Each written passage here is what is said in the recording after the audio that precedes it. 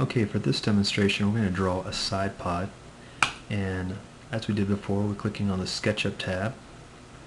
We're going to go down to the Formula 1 car and SketchUp folder, and as we did before, let's right click on F1 Template, and depending on your browser you might see Save Target As or Save Link As. Let's click on that.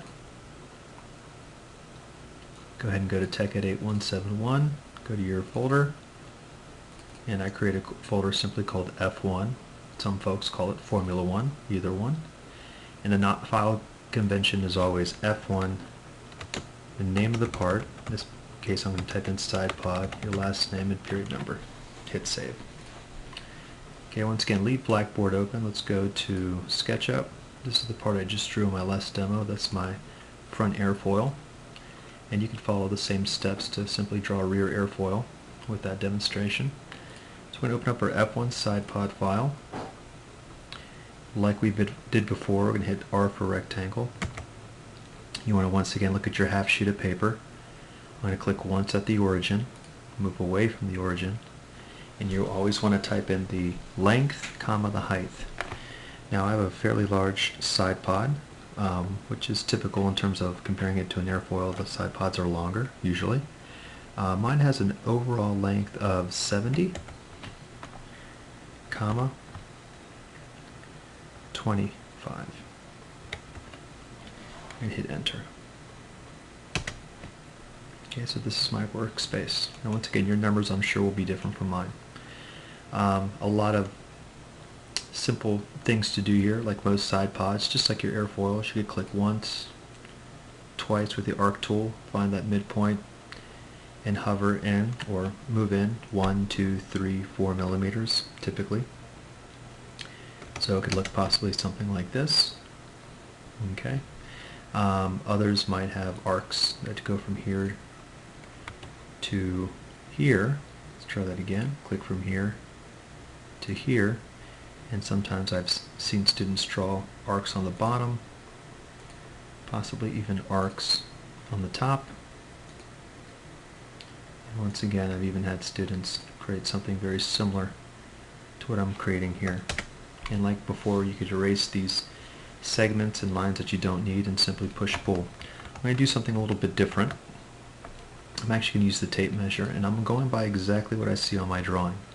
So according to my side pod, I need to put a tape measure about 5 millimeters down here. So I'm going to type in 5 and hit enter. I'm going to go here. I'm going to click once, move up, and go up 5 millimeters. And I'm going to go ahead and start with a line, but according to my drawing, I need to have a line that goes from here to here. And then I'm going to have an other arc that's going to start here, but I'm not really sure where it ends. So once again, use that tape measure, pick up your ruler, measure your drawing. According to my drawing, I have an arc that needs to end right about 8 millimeters in. So I'm going to type in 8, hit the arc tool, click once, twice. Okay, I'm going to go ahead and do something very similar to what I did here, except I'm actually going to draw a line here. You can kind of see how my drawing comes together.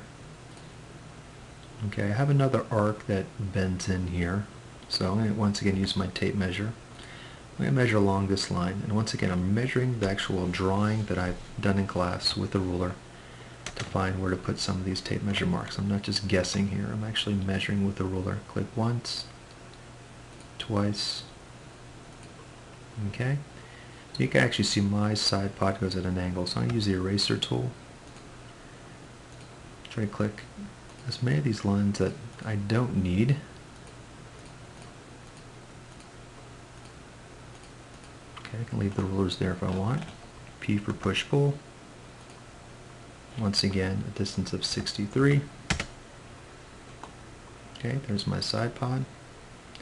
Once again, if you want to get rid of these tape measures, you may do so. Go ahead and save your work. You can apply the same technique here to also drawing your spoiler. And that, just like the spoiler, is something that might be at an angle, might need to use the tape measure similar to the way I did it as well here. So go ahead and save your work and move on to the next video.